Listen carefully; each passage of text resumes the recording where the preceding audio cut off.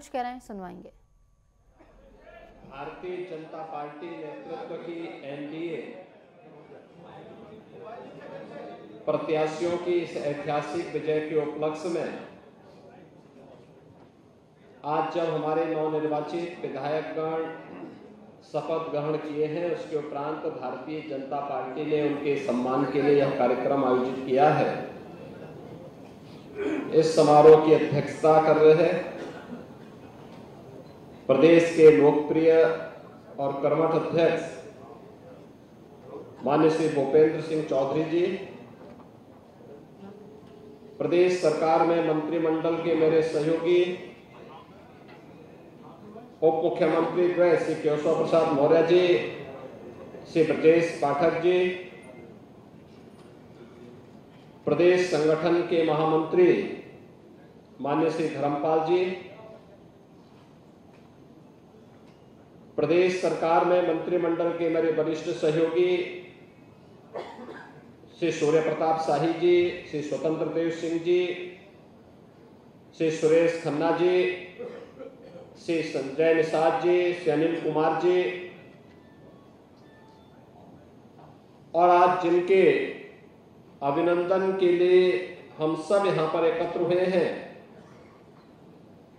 नवनिर्वाचित हमारे विधायकगण श्रीमती मिथिलेश पाल जी, श्री रामवीर सिंह जी, श्री संजीव शर्मा जी, श्री सुरेंद्र दिलेर वाल्मीकि जी, श्री दीपक पटेल जी, श्री धर्मराज निषाद जी, श्रीमती सुचिस्मिता मौर्य जी, और प्रदेश सरकार के मंत्रिमंडल के मेरे सहयोगी, प्रदेश संगठन के पदाधिकारीगण, मान्य विधायकगण और उपस्थित बहनों और भाइयों, आज हम सब अपने नवनिर्वाचित इन साथियों का सम्मान करने के लिए यहां पर एकत्र हैं। बहनों और भाइयों, जब हम सब टीम भावना के साथ एकजुट होकर के कार्य करते हैं तो असंभव भी हमारे लिए संभव हो जाता है। यह उपचुनाव के परिणाम ने हम सबके सामने साबित किया है। आदरणीय प्रधानमंत्री जी की प्रेरणा से, उनके मार्गदर्शन और नेतृत्व में भारतीय जनता पार्टी नेतृत्व की एनडीए ने जो सफलता प्राप्त की है,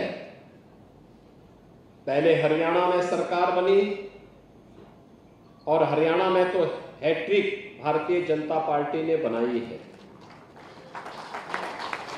अब महाराष्ट्र का भारी बहुमत भी आपके सामने है। उत्तर प्रदेश के अंदर उपचुनाव में 9 सीटों पर ये उपचुनाव हुए थे और लोग अपनी अपनी बातें वहां पर कहते थे। संगठन के साथ और मंत्रिमंडल के साथ जब हम लोगों की पहली बैठक हुई थी, तब तक प्रत्याशी नहीं तय हुए थे, लेकिन हम लोगों ने मानकर के तय किया था कि हम लोग हर हाल में 7 सीट बीजेपी और एनडीए मिलकर के जीते, इसकी एक रणनीति हमारी तैयार होनी चाहिए। और जिस तत्परता के साथ मैं देखता था कि माननीय धर्मपाल जी एक एक सीट की मॉनिटरिंग कर रहे हैं, एक एक सीट पर वह संगठनात्मक कार्यक्रमों की रणनीति भी बना रहे हैं। जिन मंत्रियों को और जिन पदाधिकारियों को जिन सीट्स पर जिम्मेदारी दी गई थी, ऐसे लगता था जैसे उनका स्वयं का अपने घर का कार्य हो और वे वहां जम करके उन्होंने पूरी मजबूती के साथ उन प्रत्याशियों को विजयी बनाने के लिए अपनी पूरी ताकत लगाई। और परिणाम जब एक साथ मिलकर के जब सामूहिक प्रयास होता है तो परिणाम की सुखद अनुभूति ऐसे ही होती है जैसे 2024 के इस उपचुनाव ने हम सबके सामने कराया है। बहनों और भाइयों, कहने की आवश्यकता नहीं कि जिन लोगों को आजमगढ़ और रामपुर कठिन लगता था, इसी सरकार ने आजमगढ़ और रामपुर को भी आसान करके वहां पर भारतीय जनता पार्टी का झंडा गाड़ने का काम किया। जिन्हें कुंदरकी और कटेहरी भी चुनौती लगती थी, वहां पर भी भारतीय जनता पार्टी का झंडा फिर से गड़ा है। और मैं फिर इसी बात को कह रहा हूं कि चाहे वह मीरापुर हो, चाहे वह गाजियाबाद हो, चाहे वह खैर हो, चाहे वह कुंदरकी हो, चाहे वह कटहरी हो, चाहे वह फूलपुर हो, चाहे वह मझवा हो, ये सभी सीटें लोग अपना अपना विश्लेषण प्रस्तुत करते थे, लेकिन उन सब से अलग हट करके एक एक कार्यकर्ता की मेहनत, एक एक जो पदाधिकारी और मंत्रीगण वहां लगाए गए थे, उनकी प्रयास, उनके स्तर पर बैठ करके उन्होंने जो रणनीति वहां पर तय की, वह हम सबके सामने इस रूप में आई है। और मैं जब हमारे साथ नए विधायक एनडीए को यहां प्राप्त हुए हैं, उन सबसे भी यही कहूंगा, जनता की अपेक्षा और बेहतर तालमेल बना करके जब वह चलेंगे, तो मान के चलिए कि यह उपचुनाव 2027 के उत्तर प्रदेश विधानसभा चुनाव की शुरुआत है, जिसमें भारतीय जनता पार्टी एनडीए ने बढ़त प्राप्त करके पहले ही विपक्ष के मन में भय पैदा कर दिया है। अब वो सफाई ही देते रहेंगे, उनको सफाई देते रहना है, आरोप प्रत्यारोप लगाते रहेंगे, हमें उसकी परवाह के बगैर आगे बढ़ना है, आगे की इस लड़ाई को मजबूती के साथ आगे बढ़ाना है। और इस अवसर पर मैं अपने ये सातों के सातों नवनिर्वाचित विधायकों को, जिन्हें पार्टी ने, एनडीए ने मौका दिया, श्रीमती मिथिलेश पाल जी को राष्ट्रीय लोकदल जो हमारा सहयोगी है, उन्होंने प्रत्याशी बना करके उतारा। राष्ट्रीय लोकदल और भारतीय जनता पार्टी के कार्यकर्ताओं ने सामूहिक रूप से लग करके उन्हें विजयी बनाने में अपना योगदान दिया। परिणाम हमारे सामने है, विपक्ष धराशायी होता हुआ दिखाई दिया। श्री अनिल कुमार के नेतृत्व में जो मंत्री और जो पदाधिकारी वहां लगे थे, पूरी मजबूती के साथ वहां पर कार्य कर रहे थे। परिणाम हमारे सामने, विपक्ष दूर दूर तक नजर नहीं आ रहा था। ऐसे ही गाजियाबाद में हमारे वहां महानगर के ही अध्यक्ष वहां पर प्रत्याशी बने, और चुनाव कितना साइलेंटली हो रहा था वह बताता था कि इसका यहां का परिणाम बताएगा कि हम विजयी होंगे, और परिणाम हमारी पक्ष में। कुंदरकी के बारे में तमाम आशंकाएं थी, और कुंदरकी ने दिखा दिया है कि वास्तव में जो लोग कल तक हमें जाति के नाम पे बांटते थे और तमाम बात के आधार पर बांटते थे, उनको मालूम हुआ होगा कि उनका जो तीर था उल्टा उन्हीं के लिए साबित हो गया है। और श्री रामवीर सिंह कुंदरकी में रिकॉर्ड वोटों से, आप सोचिए, एक ऐसी विधानसभा में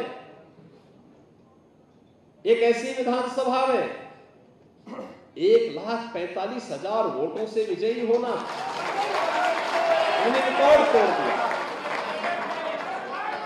उसमें श्री रामवीर सिंह जी को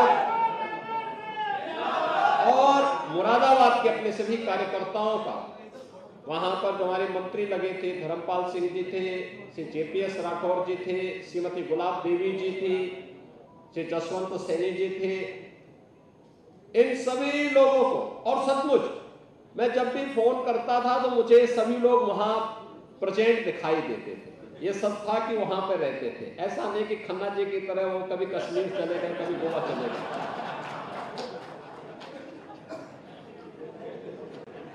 खैर,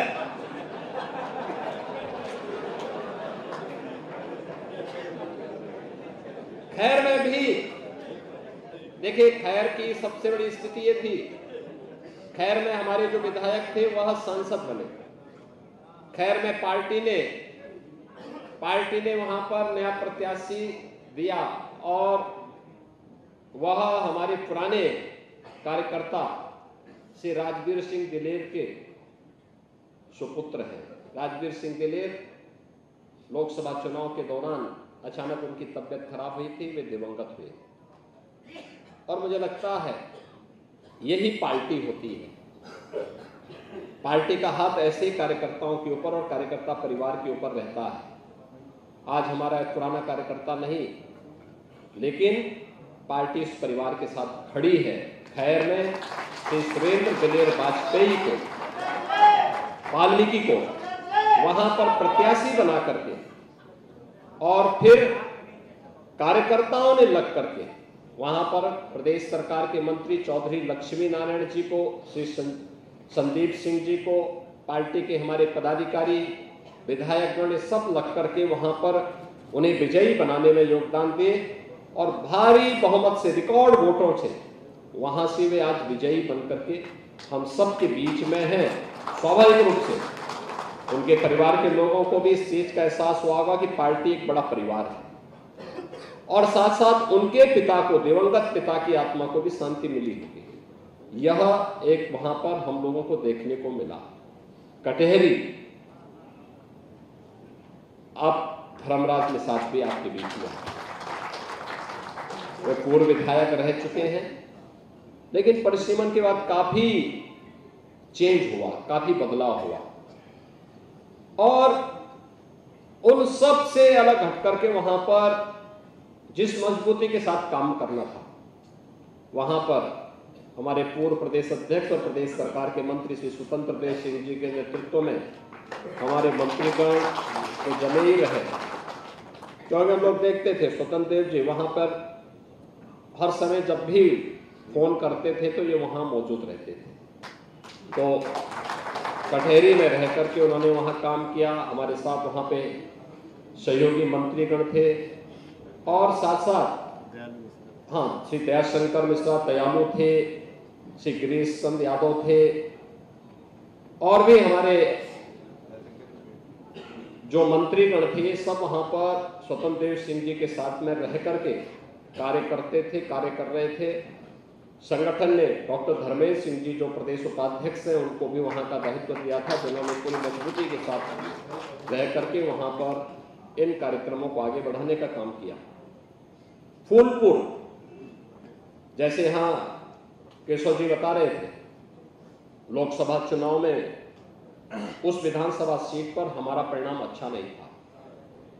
श्री दीपक पटेल जी को वहां पर कार्यकर्ताओं ने मजबूती के साथ चुनाव लड़ाने के लिए आगे बढ़ाया।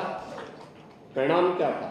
वहां पर हम लोगों ने 2 मंत्री लगाए थे, एक राकेश सचान जी थे और दूसरा दयाशंकर। दयाशंकर जी तो खन्ना जी के ही पड़ोसी हैं, दोनों एक ही घर में रहते, दोनों एक ही साथ रहते हैं, तो एक साथ खाते हैं तो एक साथ रहते हैं और वही वहां पर वही परिणाम उनके साथ भी देखने को मिलता था। लेकिन मजबूती के साथ पहले दिन से इन्होंने कहा, कॉन्फिडेंस से इन्होंने कहा नहीं हम चुनाव जीतेंगे और भारी बहुमत से जीतेंगे।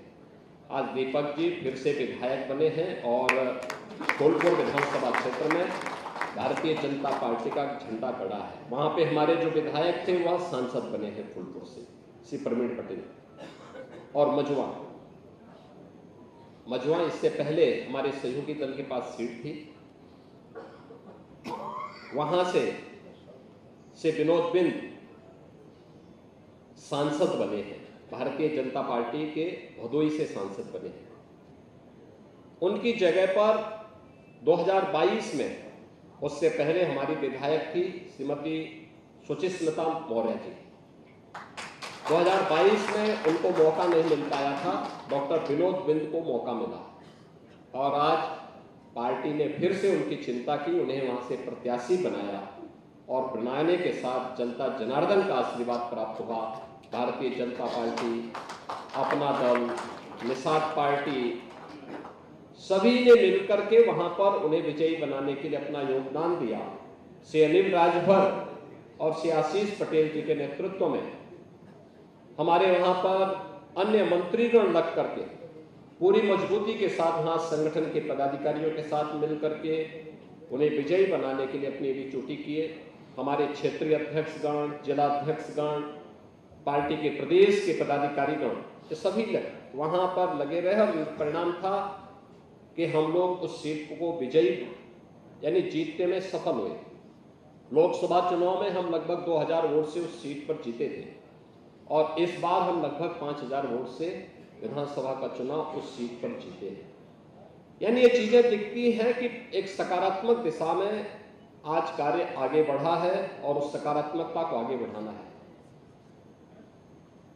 बहनों और भाइयों, जो सबसे महत्वपूर्ण बात है वह है जो यहां पर श्री ब्रजेश पाठक जी ने अपने प्रारंभिक संबोधन में कहा भी कि करहल और सीसामऊ, करहल में समाजवादी पार्टी की जो बढ़त थी 2022 में वह 67 से 68 हजार की थी और आज वह घटते घटते घटते घटते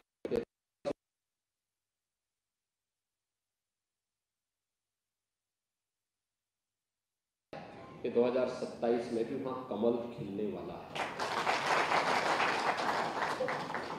बहुत मजबूती के साथ हमारा प्रत्याशी वहां लड़ा था, बहुत मजबूती के साथ, और उस मजबूती में अगर हम लोग भी उसी मजबूती के साथ, एक कंफ्यूजन जरूर रहा, अरे यहां कुछ हो पाएगा, लेकिन सचमुच मानना पड़ेगा वहां के कार्यकर्ताओं को।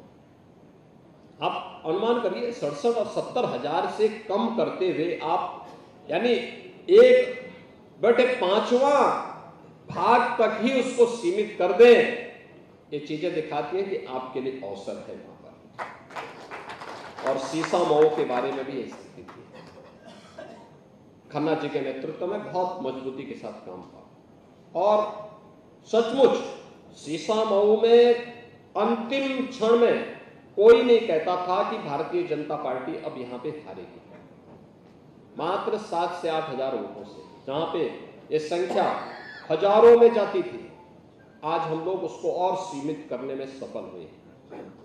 और ये चीज रखना, कोई भी सफलता हमें एक नई प्रेरणा देती है आगे बढ़ने के लिए, एक नई मंजिल की तरफ आगे बढ़ने के लिए, और उससे बड़ी सफलता प्राप्त करने के लिए प्रेरित तो करती है, लेकिन असफलता भी उन कमियों की ओर हमारा ध्यान आकर्षित करती है कि अगर ये प्रयास यानी असफलता केवल एक चुनौती है, उसको चुनौती के रूप में स्वीकार करके हमें आगे बढ़ना होगा। और कोई कारण नहीं, अगर हम प्रयास करेंगे तो 2027 में फिर से प्रदेश में कमल खिलेगा, इसमें कोई संदेह किसी को नहीं होना चाहिए।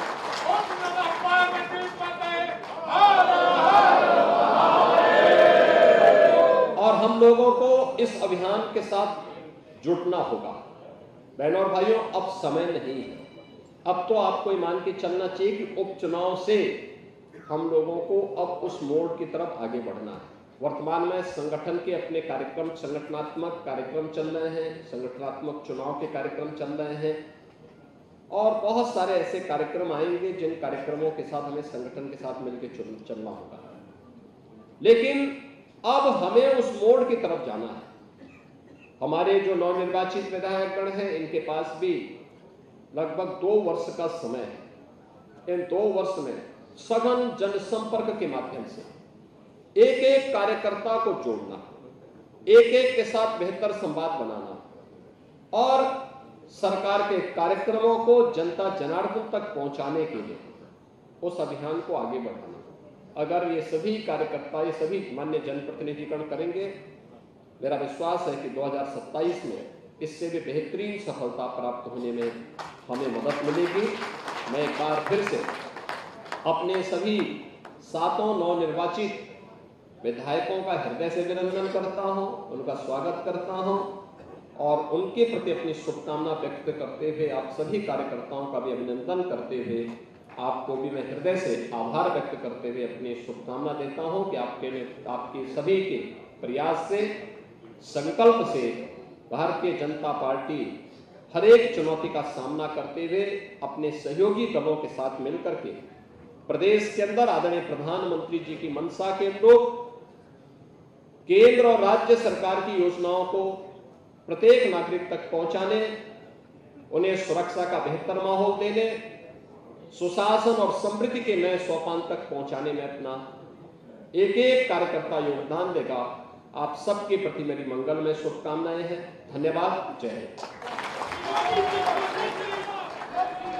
मेरा सभी कार्यकर्ताओं से अनुरोध है कि जब मंचस्थ नेता निकल जाएंगे उसके बाद हम लोग जाएंगे और जिन लोग को बैठक के लिए बुलाया गया था, सूचना गई है यहाँ से, वो कृपया अंदर आएंगे। वहाँ शंकर गिरी जी मंडल प्रवासी मंडल प्रभारी और तो लखनऊ से आप सुन रहे थे सीएम योगी आदित्यनाथ को सभी नवनिर्वाचित विधायकों का अभिनंदन यहां पर उनकी ओर से किया गया, बधाई भी उनकी ओर से दी गई। दूर दूर तक विपक्ष नजर नहीं आया, ये भी सीएम योगी आदित्यनाथ के द्वारा अपने इस भाषण में कहा गया। और विपक्ष के मन में भय है, ये तमाम बातें सीएम योगी आदित्यनाथ की ओर से अपने संबोधन में कही गई। और इसी के साथ सभी नवनिर्वाचित बीजेपी विधायकों का अभिनंदन यहां पर सीएम योगी आदित्यनाथ ने किया। जो जीत बीजेपी को मिली है उपचुनावों में, उसको लेकर बीजेपी गदगद है, क्योंकि लोकसभा चुनाव के बाद जिस बैकलैश से बीजेपी जूझ रही थी, उसके बाद डैमेज कंट्रोल की स्थिति में बीजेपी चली गई थी और कहीं ना कहीं उस डैमेज कंट्रोल का फायदा इन उपचुनावों में बीजेपी को मिलता हुआ नजर आया।